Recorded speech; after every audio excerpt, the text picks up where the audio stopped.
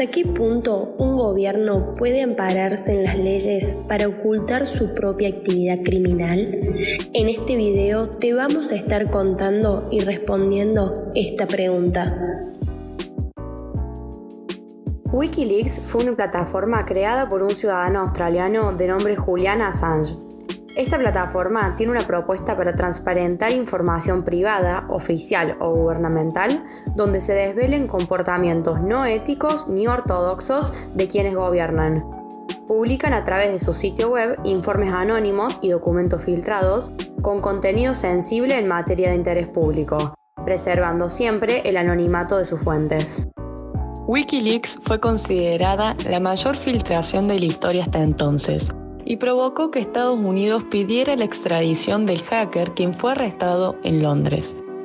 Todo comenzó gracias a la colaboración del entonces soldado y analista de inteligencia estadounidense Bradley Manning, quien ayudó a que Wikileaks accediera y divulgara más de 500.000 de documentos reservados de Estados Unidos.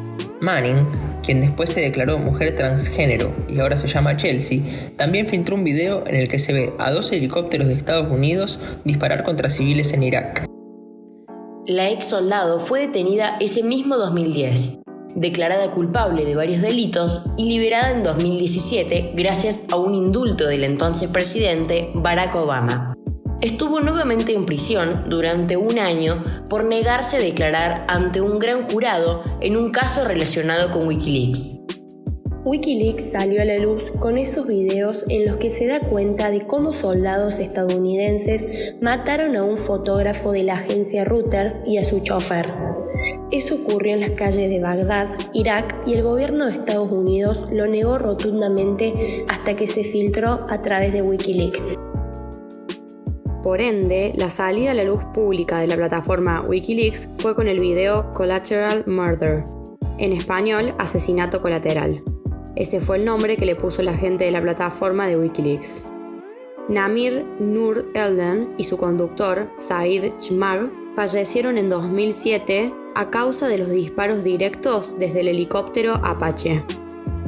De este episodio, los únicos que tuvieron consecuencias penales, como lo explicamos anteriormente, fueron el soldado Manning, que filtró la información, y Julian Assange, que hizo la plataforma a través de la cual se divulgó. De los soldados que intervinieron, ninguno. Los oficiales no tuvieron ningún problema. Eso nos da la pauta de lo que estaba ocurriendo. Pero, ¿qué pasó con Julian Assange? A partir de ahí comenzó una persecución por parte de Estados Unidos y se apoyaron en una ley de espionaje del año 1917 para perseguir a Assange. Básicamente, negaban la condición de plataforma periodística y el hecho de que estuvieran dentro de la primera enmienda difundiendo información útil o de interés público. Julian Assange estaba en Londres cuando le llegó un pedido de captura de la justicia sueca en la que lo acusaban de haber cometido abuso sexual. Consiguió una fianza para no ser detenido y cuando lo iban a extraditar, su temor era que lo enviaran no a Suecia, sino a Estados Unidos, donde había una orden de captura en su contra. Entonces se refugia en la Embajada de Ecuador. Permanece allí durante unos 7 años hasta que es expulsado de la embajada cuando llega el cambio de gobierno en Ecuador. Lo entregan a la justicia británica y la misma lo procesa. Rechaza la extradición por razones de salud, pero sigue detenido. Este tema toca la cuestión periodística y la cuestión ética. Las dos preguntas fundamentales que debemos respondernos son: ¿en qué medida un gobierno puede ampararse de sus propias leyes o dictar leyes específicas para ocultar sus crímenes o conductas ilícitas? ¿Cuál sería el rol de la prensa en esa instancia? ¿Tiene que difundirlo o no? Vamos a comparar esto con un caso similar que ocurrió hace 50 años. En los años 70, precisamente en 1967, hubo una filtración similar que se llamó el caso de los papeles del Pentágono. También hay una película reciente llamada The Post en la que se analiza la perspectiva del diario The New York Times cuando les llega esta información y están viendo qué hacer con ella, si publicar o no publicarla. El tema es que deseaban realmente publicarla. El gobierno en ese entonces, encabezado por Richard Nixon, intentó impedirlo. Fueron a la Corte Suprema, que dictaminó que era primer enmienda, libertad de información, de comunicación, y se llevó a difundir. En el año 1967, el gobierno de Estados Unidos ordena hacer una investigación sobre la participación militar de Estados Unidos en Vietnam entre 1945 y 1967. Los papeles del Pentágono son un documento secreto en 47 volúmenes contando dicha participación militar. La obra fue encargada en 1967 por el entonces secretario de Defensa Robert McNamara, quien nombró a Leslie Gelb como supervisor del estudio. Gelb contrató a 36 oficiales militares, expertos civiles e historiadores para escribir las monografías de la investigación. Entre ellos había un señor llamado Daniel Ellsberg que entre la documentación encuentra pruebas de que los presidentes de Estados Unidos le habían ocultado información sobre acciones militares llevadas a cabo en Vietnam y Camboya, no solamente a la ciudadanía, sino también al Congreso. Esa información contenía la cantidad de bajas que habían tenido y las causas del conflicto. El periodista y funcionario del Pentágono, Ellsberg, fotocopió más de 7.000 documentos y declaró como justificación de sus actos que los documentos demostraban un comportamiento inconstitucional por una sucesión de presidentes, la violación de sus juramentos y la violación del juramento de sus subordinados. Es decir, lo filtró con la esperanza de que su acto contribuyera a que su país saliera de una guerra errada. Daniel va al New York Times y al Washington Post.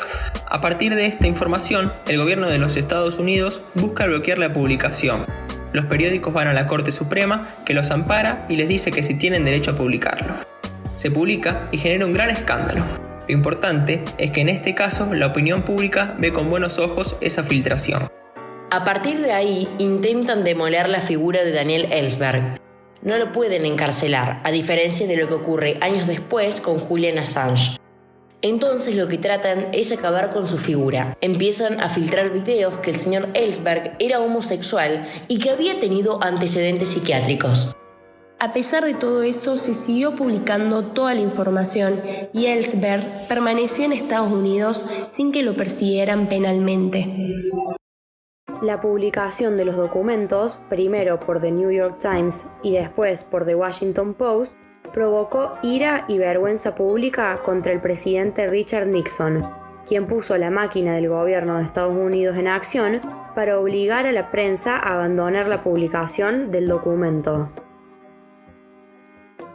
Luego de analizar tanto Wikileaks y los papeles del Pentágono, nos preguntamos de qué manera el periodismo puede informar con libertad, amplitud y veracidad sobre lo que realmente ocurre en un campo de batalla, y cómo esto puede influir en la voluntad de una comunidad de involucrarse en una guerra o un conflicto. El hecho de denegarle esa información a la población produce que se desconozca lo que está ocurriendo y hace que se apoye o se respalde en acciones que son crueles o salvajes. Eso habla de la importancia de una labor periodística que realmente se apele a los hechos y no únicamente a la perspectiva que quieren dar las fuentes.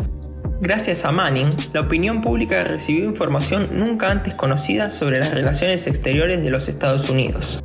La ex soldado expresó: "Cuando decidí revelar información secreta, lo hice por amor a mi país y por un sentido del deber hacia otras personas. Si ustedes rechazan mi petición de perdón, cumpliré mi pena, sabiendo que a veces hay que pagar un alto precio para poder vivir en una sociedad libre".